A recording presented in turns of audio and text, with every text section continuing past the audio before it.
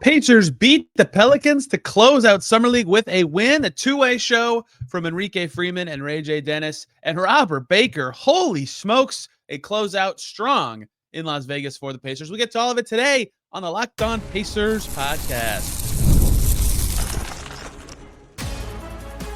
You are Locked On Pacers, your daily Indiana Pacers podcast, part of the Locked On Podcast Network, your team every day.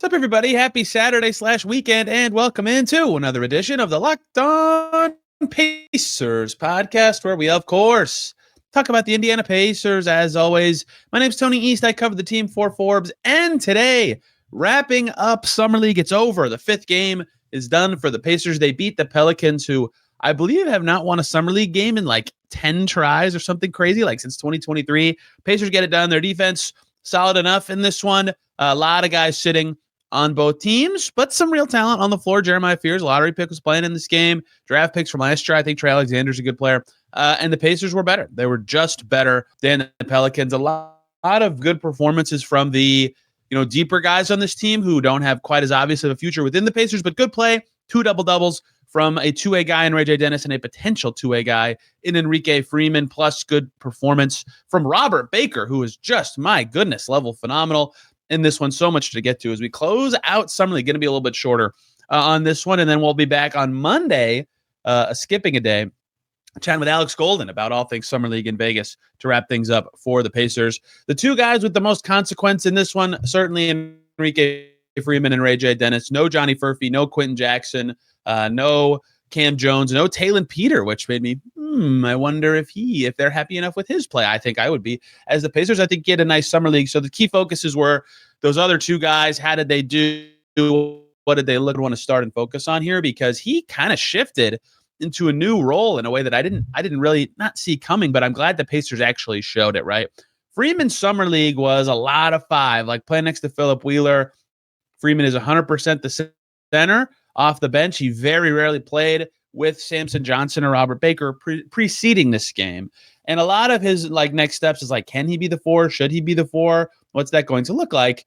And today, I watched it today. And in this game, he kind of toggled between both at the 5 next to Wheeler, but he played a lot off the bench with the bench group next to Baker. And that gave a lot of variety of play from Enrique Freeman, who didn't take a 3, but was cutting on the perimeter and driving toward the basket at times.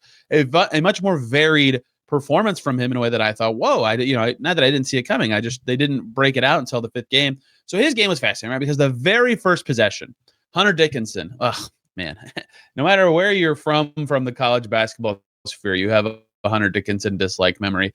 He get first possession, Pelicans miss. Dickinson gets the rebound just by being taller than Freeman and then puts it back right over him. And it's Freeman is good and or is mobile and effective, and he did a lot of great things we're about to talk about. But that's the exact conundrum with him. It's just there are some centers who are bigger than him. It's should he be a 5? Should he be a 4? Whatever. Because his next string of plays, rotating down to block a dunk from the elbow, hustling in transition when everybody else gave up to get a putback bucket after Buddy Boeheim missed the basket, right? Activity plays that only Enrique Freeman makes. If you're active at 6'7" and can kind of jump, you're going to make plays. Scoops it up off the floor after a Josiah Jordan-Davis turnover, goes straight up for a bucket, draws a foul. Enrique Freeman, look at this. He's doing all this stuff. He's just 6'7", right? And so, in general, he had a really solid Summer League. He went 7 for 8 in this game. That's excellent. He had 10 boards, another double-double. He was a monster with the double-doubles.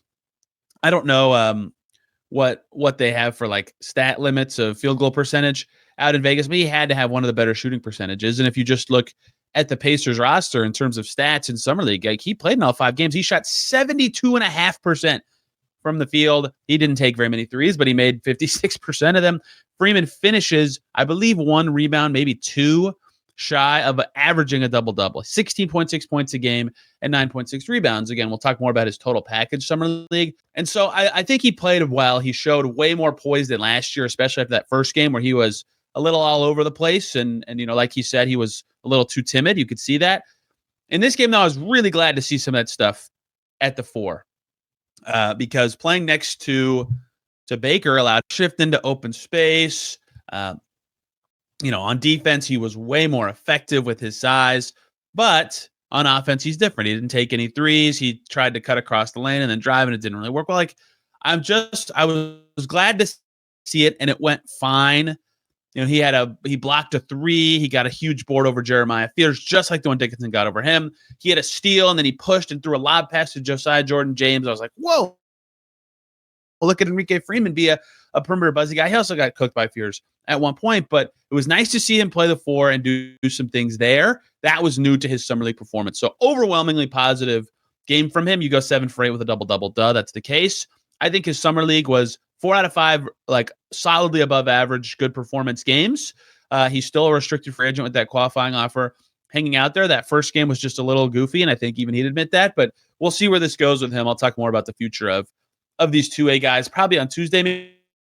Maybe we even find out the future pretty soon. I believe it was late July last year when the Tristan Newton, Quentin Jackson 2A signing notification came through from the Pacers last year. So we'll see what happens with Freeman, but I overall thought this game was quite good, and I enjoyed seeing him play the four next to Baker, which they had to do because Robert Baker was amazing. We'll talk about him as well. The other double-doubler of the could be in the Pacers' immediate future plans, RayJ Dennis back in the lineup. Cam Jones was out for this one. So they needed a ball hand. Like they just shut down a group of guys. Like you need a point guard to make everybody else function at an appropriate level. RayJ Dennis has just had a very, very interesting summer league. Shots were falling again in this game. So I said after the second game of summer league, because RayJ Dennis was awesome scoring in that first game and then really was off in game 2. I said, I hope he plays 1 or 2 more games to see if he's efficient in another outing, so we can kind of get a feel for what the outlier game was of those first 2. And he's been very effective putting the ball in the basket in his third and fourth appearance.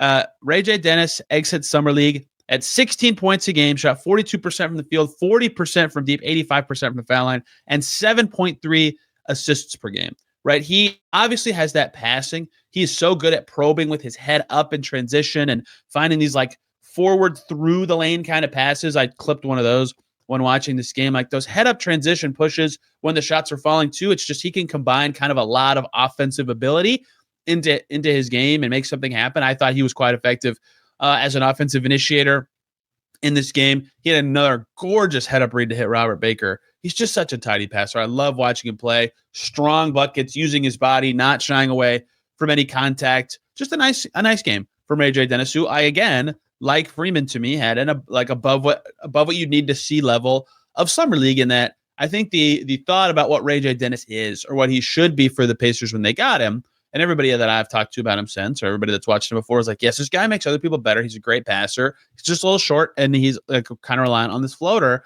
He made non-floater shots, right? And making threes is obviously good to see. He made enough shots in lane and that floater to keep his 2-point percentage up. But being a distributor at that level, even in summer league, like 11 assists when your teammates aren't really play finishers or are kind of question marks on what they are, just a really, really nice job from RayJ Dennis to be a mature point guard, even on this stage.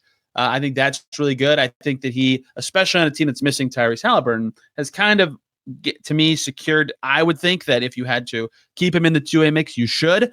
As the Pacers, you might need him at the pro level this year. They needed Quentin Jackson 28 times last year, and they had Tyrese Haliburton, right? They're going to need point guard help if they can get it. Nothing RayJ Dennis did in summer league suggests that he should be cut out of their plans in the absence of signing another point guard, but that is a different conversation. So everybody else who played is, a boom player or has not, aligned to obvious contract with the Pacers right away.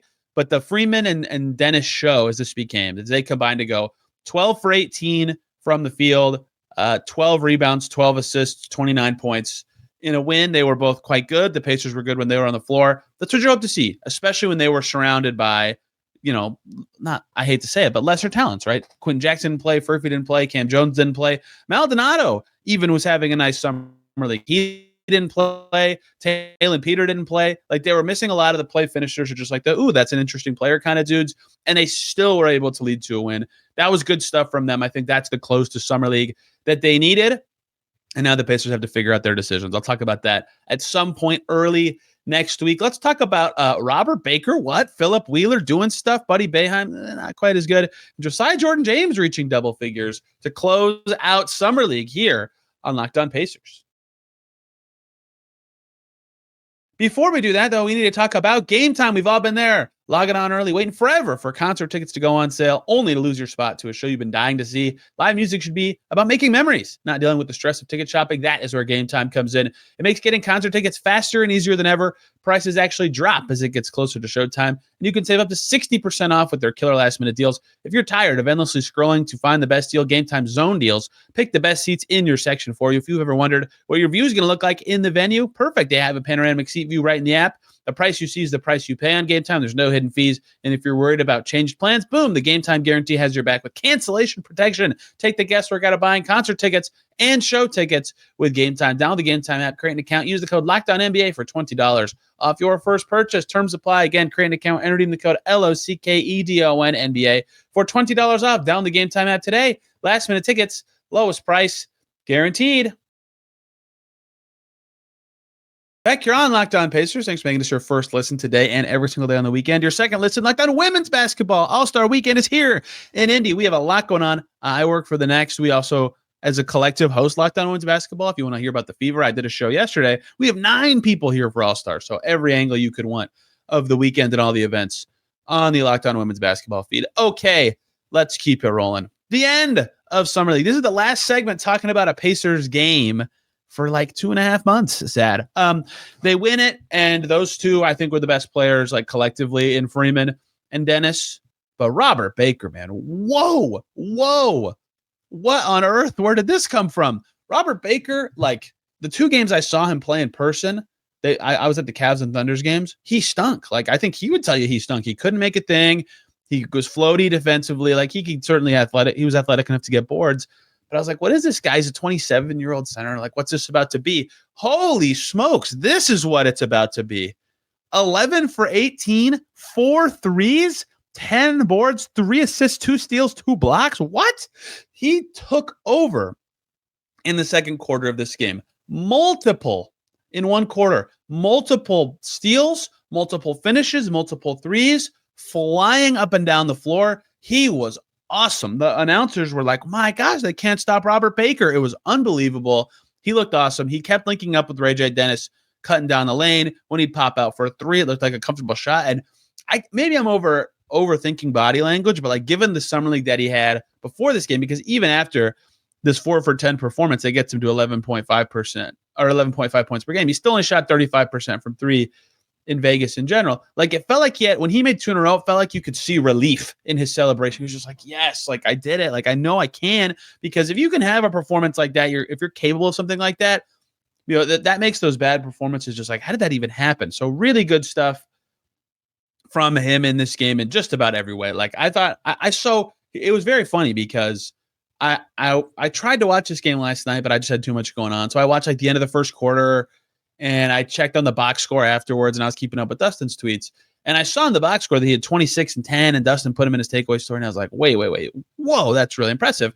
And then I'm watching the game, and the end of the first quarter, he like misses a corner 3 and then is well short on a wing 3. And I was like, and someone on Reddit posted, like, could they give this guy a contract? Like, should they? And I was like, okay, what's going on? He was like actively bad in 2 games. But still, when he missed those bad 3s, I was like, what is about to happen? Steal, 3 steal, quick stretch, big 3. I'm like, whoa, ugly turnover in the middle of that. But he was just awesome in this game. Certainly, like, try it out in the boom if you can, kind of guy. If you have that kind of game on the summer league stage. Keisei Tominaga, I've heard it in both ways. Keisei is what announcers usually say. He stood up Jeremiah Fears for a stop. That was new. He was banging in some 3s. I mean, I don't think he was particularly efficient at 4 for 13, but that was his most complete, like, doing more than one thing summer league game. He got to start. That was fun to see. Josiah Jordan-James, similarly, he got to the foul line. He had 6 assists. He was really moving the ball, and 3 steals. He got a lot better last year with the Boom. He started kind of slow for them, but he got a lot better by the end of the year. He had it as his first double-digit scoring game of summer league. I thought he was pretty solid in that way. And then Philip Wheeler, man, I don't even know what to make of this guy. When he catches the ball, his plan A, B, and C are different methods of getting his shot up. Is it a shot where he is now? Is it a shot at the basket? Is it going through somebody, around somebody?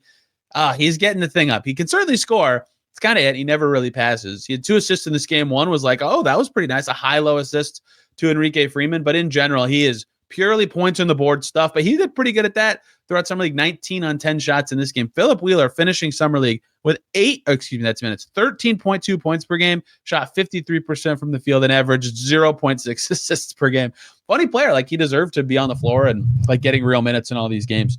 But that was certainly his MO every time. Buddy Boeheim, I wondered if he was playing for any sort of future in the org, maybe not a two-way or anything like that, but just like, could he be a good boom player like Dakota Mathias last year? I thought Mathias was pretty good all of Summer League last year. Boeheim had that good fourth game against the Knicks out in Vegas. Not good in this one, 2 for 9 from the field for only 6 points. I wanted to see more RJ Felton from East Carolina. He's a rookie. He had some intrigue to me. He got hurt. I think it was a wrist injury in this game. He did have a lovely drive to the basket. Steven Ashworth missed shots. Samson Johnson dunked twice. Not a lot of note from the other guys in this game. But that's it for Pacers Summer League. The end of the experience, this Pelicans game.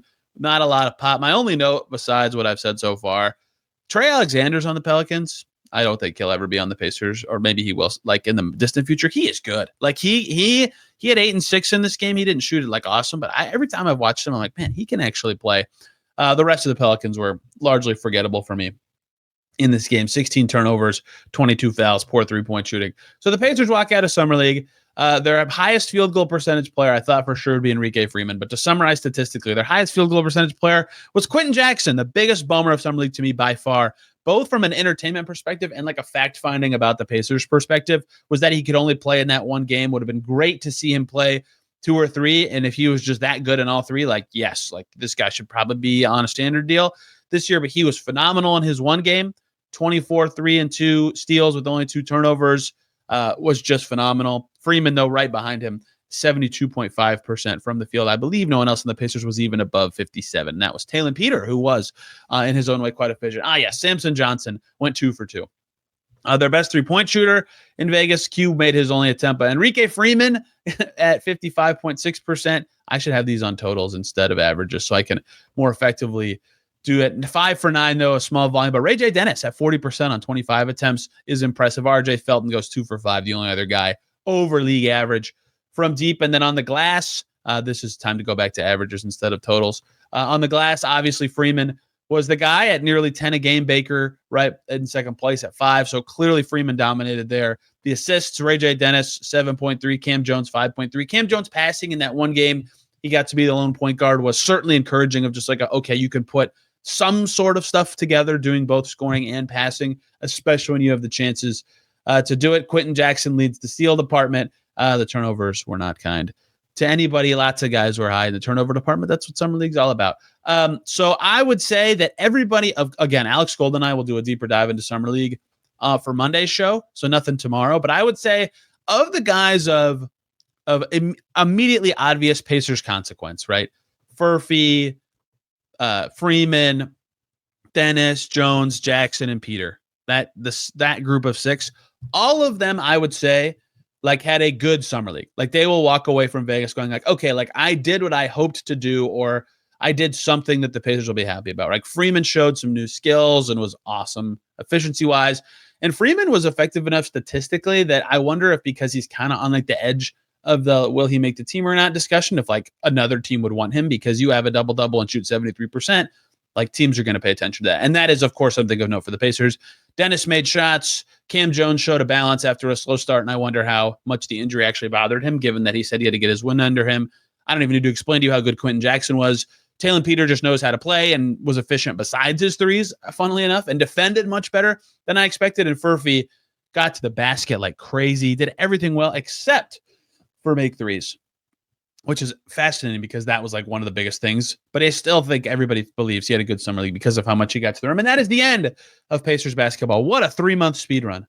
3 months ago today of me talking, and for many of you listening to this, was game 1 of the playoffs. I mean, what a 3-month stretch for the Pacers and for Indy, really, with WNBA AllStar tonight. So thank you guys a ton for listening through that whole time. It's going to be weird not doing a podcast tomorrow or tonight. But tomorrow night, I'll record with Alex Golden. It'll be up Monday. We'll break down Summer League, what it means. And then Tuesday, I'll probably get into some more back end of the roster stuff and then deeper off-season time. So anything you think would be important to talk about, I'm open to suggestions. I obviously have a long list of off-season topics that I would like to get to, but I obviously am open to fan ideas as well. Thank you guys so much for listening throughout the Summer League Vegas experience. One more time, wrapping up those games coming up on Monday. You can find me on Twitter and Blue Sky at Tony R. East. This podcast is on Twitter at Locked On Pacers and Instagram under the same handle. Back Monday talking more Pacers. Till then, everybody, have a wonderful day.